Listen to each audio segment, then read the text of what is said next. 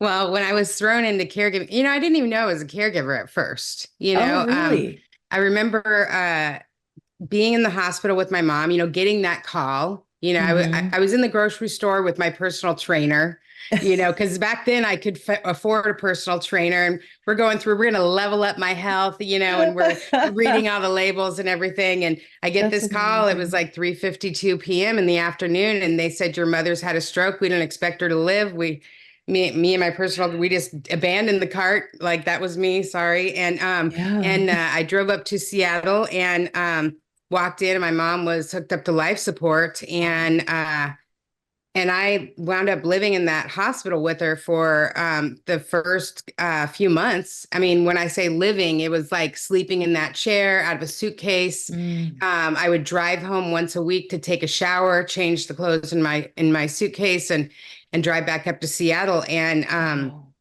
I was in that hospital, and everybody who walked in, I would ask, what do I do? How do I do this? Because my mom was paralyzed from the neck down.